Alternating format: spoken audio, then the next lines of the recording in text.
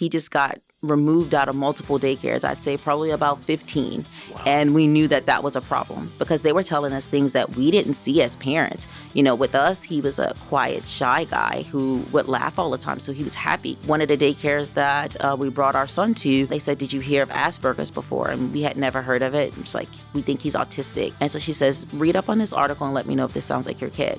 It sounded just like him. Welcome to Growing Your Business with Buddy Broyles, helping businesses share their voice, build authority, and grow through meaningful conversations.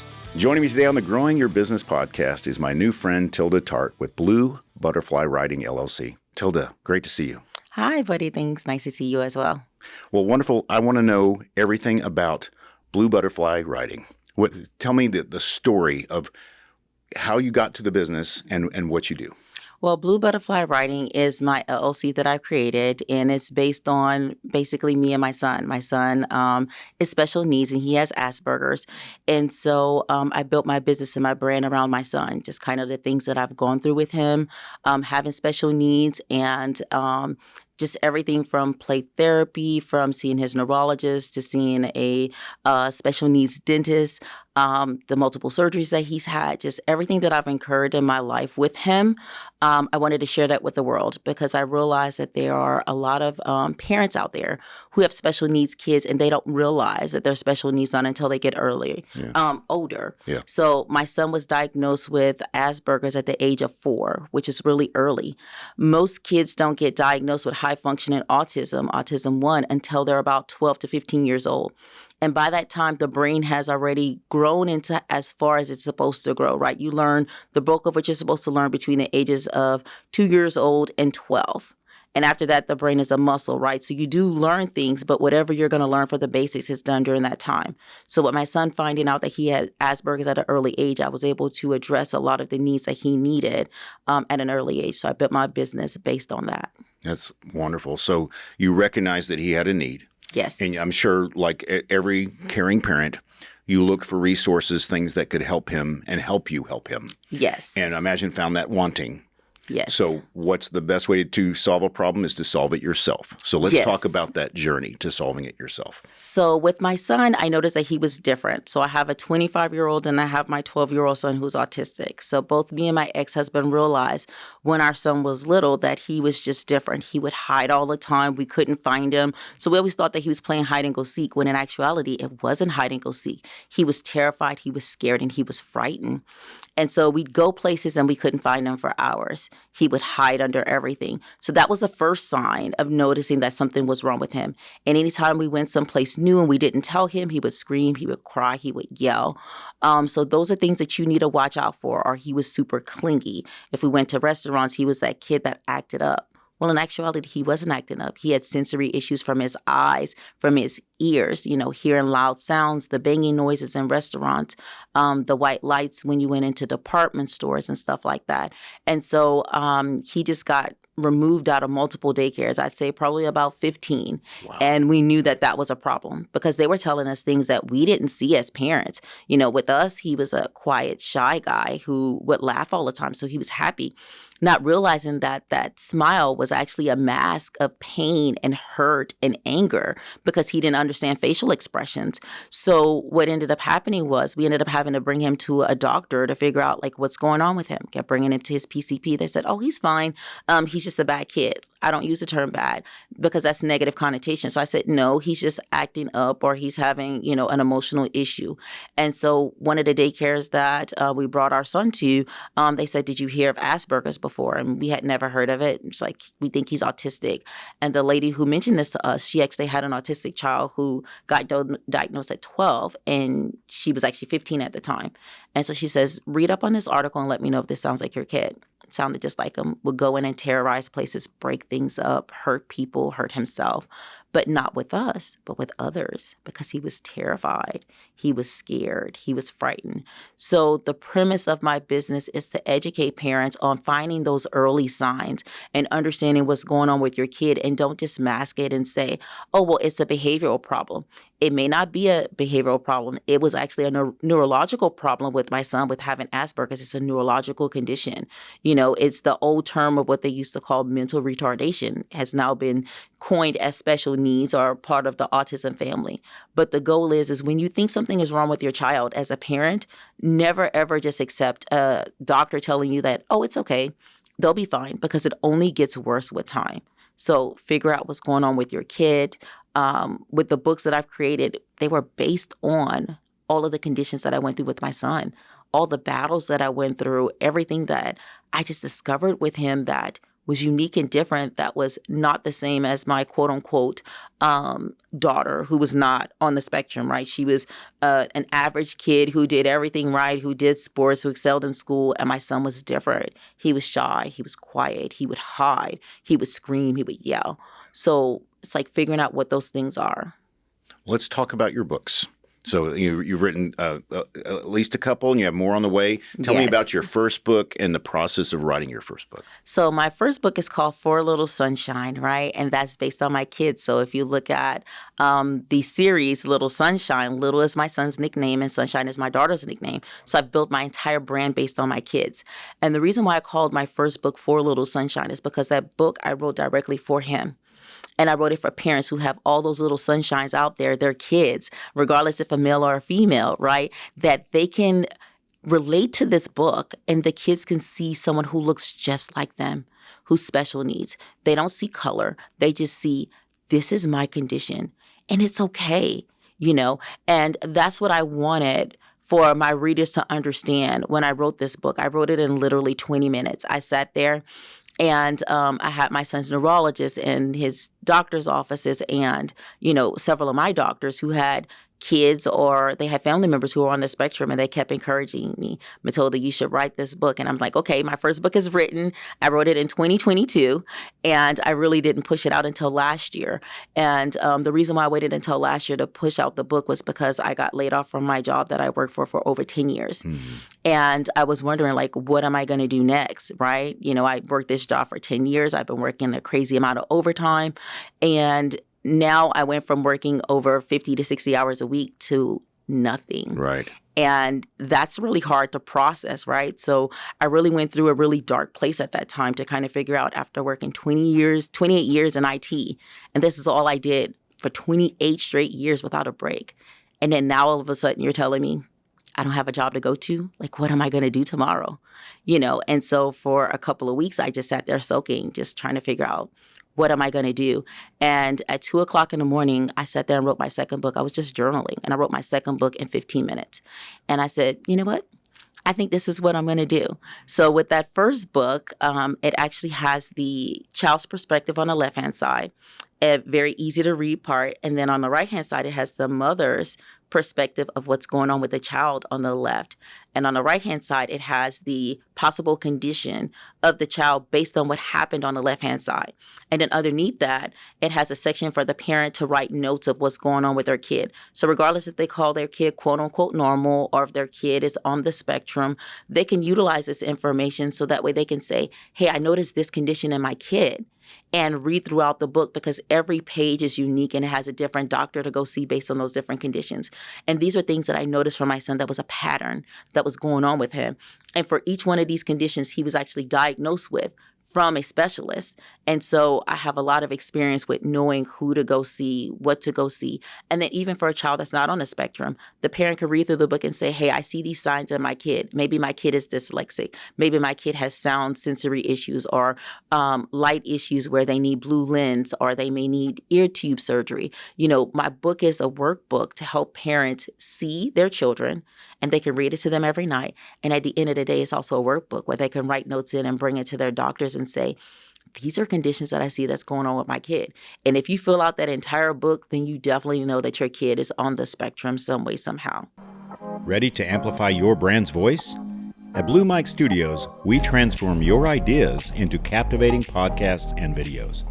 Whether you're launching your own show or guest starring on ours, we've got you covered.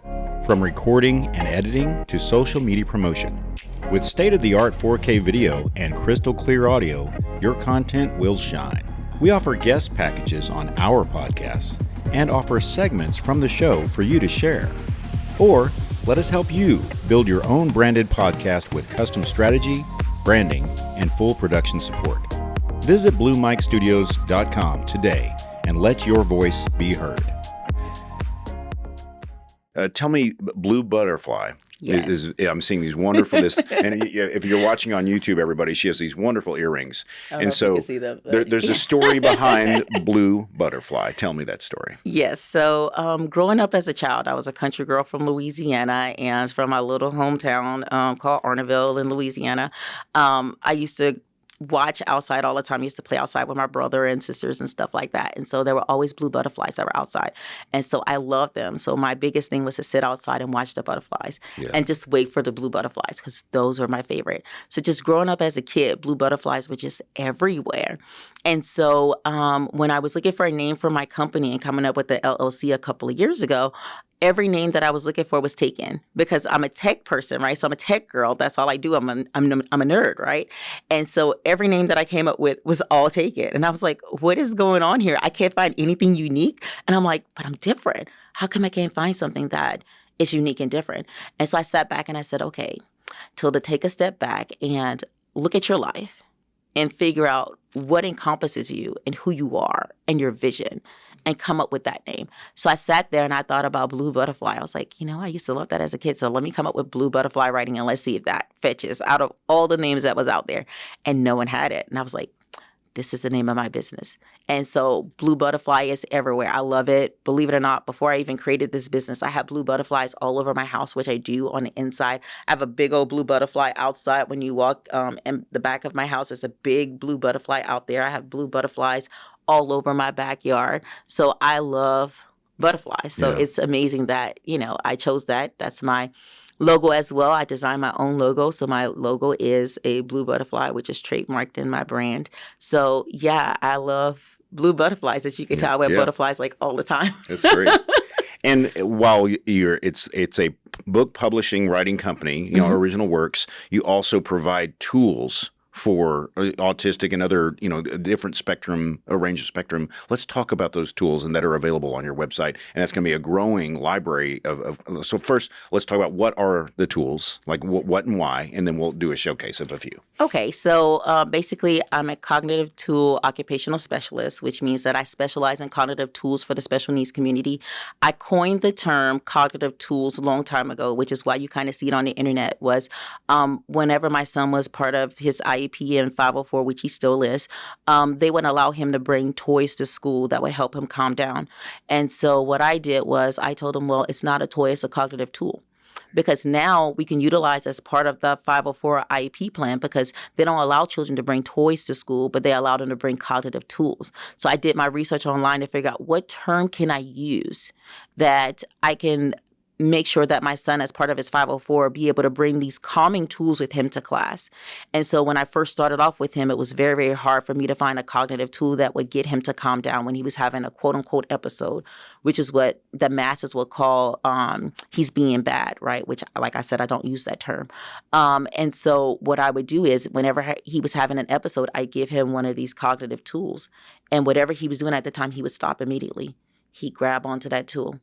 And he would forget everything that was going on around him. And it would get him to calm down. It would get him to de-stress. And after a minute, I was like, can I have the tool back? And he would hand it back to me. And so you could train a child when they're in the middle of a moment, right? You give them a very special cognitive tool. There's tons on my line. But you find one that they really like, and that'll be the cognitive tool that you give them only when they're in that moment. So that specific tool is only used when they're in that moment. They don't use it for any other time. So if they're just playing around and they're having a good time, that is not the tool that you use. You're going to want to buy one specific tool off my line, make that one the tool, because then it trains the child's brain. When they see that tool, it's my calm down tool. And then when they're done, you take it away from them and then you put it away. And so I have like a PVC backpack on my line that you could take all your cognitive tools and put it in that. So that way the child can see it, because we know special needs kids, they like to be able to see everything. And you can't leave everything out. But with the PVC backpack, what that does, and it's a small kind of mini one, that they can actually put their stuff in the backpack. Actually, I can show you the PVC backpack because I have it here. You can actually take the cognitive tools Gotcha. and put it in this So clear it's a PVC transparent, backpack. yeah, it's a transparent bag. Yes, and it has my logo on it. And the great part is it's expandable, so it's good for adults and for kids. So if you have an adult child on the spectrum, which, we all call our children, my They're child, forever our regardless of their children. age, Yeah. yes.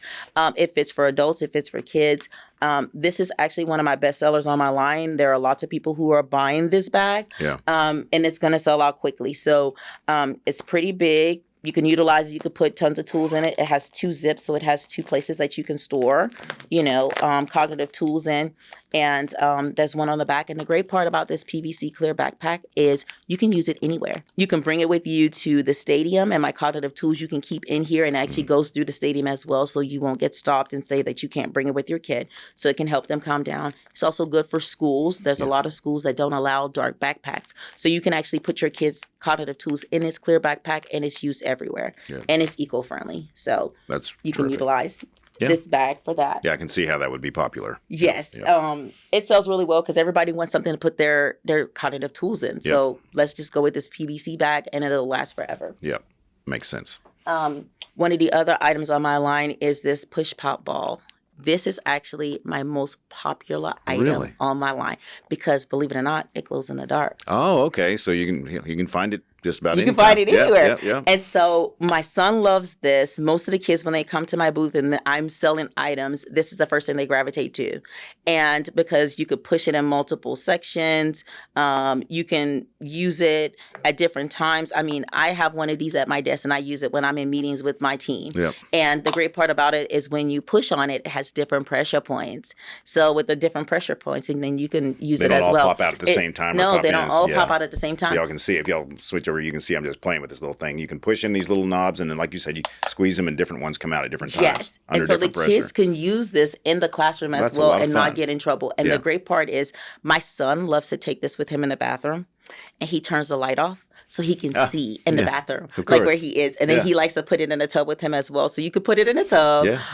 You could take it with you in the shower. So he loves it. When he's done in the shower, he just takes it and he puts it at the top. So he takes a shower. He takes a shower in the dark, which I don't recommend, but he does it anyway. He's 12.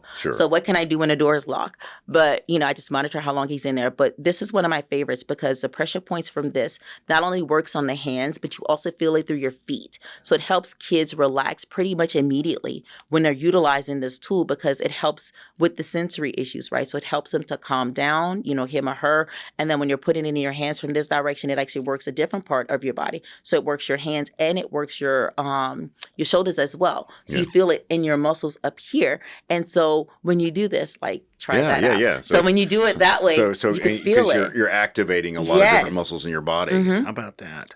Yes. Oh, how fun. Yes. And it's obviously easy to keep clean. Exactly. Take it anywhere. Yes. And it's not going to get dirty. And it glows in the dark. How fun. It glows in the dark, and your kid can find this anywhere, which I absolutely love. So if they can't find it, tell them turn the light off. You'll find it. Yeah, it's there. So interesting. This is one that sells quite a bit. That one sells quite often.